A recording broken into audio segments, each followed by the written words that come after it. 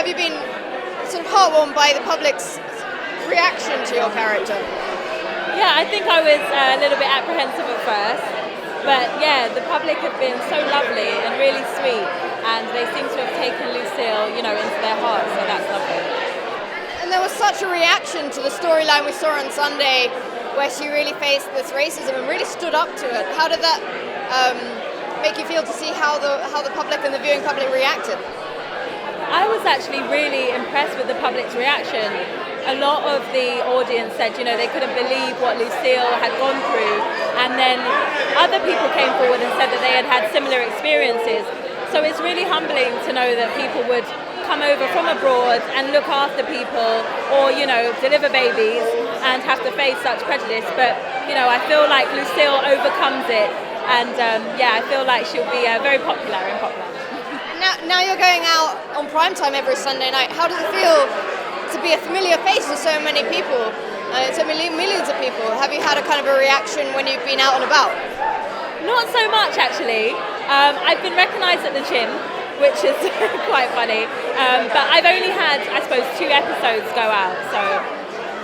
And I wanted to ask about what kind of reaction you've had. Have you been contacted by people who have real life experiences of being a West Indian midwife in the period, or who are related to people who were there? Well, I actually had someone who tweeted a picture of their mum, who actually was a midwife during that time in Poplar, and it was lovely, and she put a little caption next to Lucille and said that, her mum and Lucille are twins, and it was lovely to know that these women left their homes to care for people. Amazing. And on a more down-to-earth basis, how have you been dealing with the kind of slimed-up babies that get delivered and call the midwife? Well, we have a really lovely lady who's our midwifery advisor, who's always on hand to help us. But she's always on hand, which is good. And what have you learnt about pregnancy and birth that you hadn't known before you joined Called the Midwife? I've learned that I've got a newfound respect for women and midwives.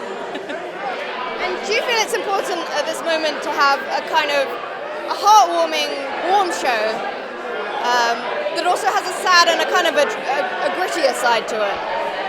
It does. I think what Call the Midwife does so brilliantly is that one minute you're laughing and the next you're crying.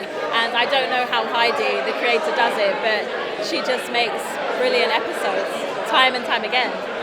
And looking forward to the rest of the series, what can we expect for Lucille as she settles in at the non-Enter's house?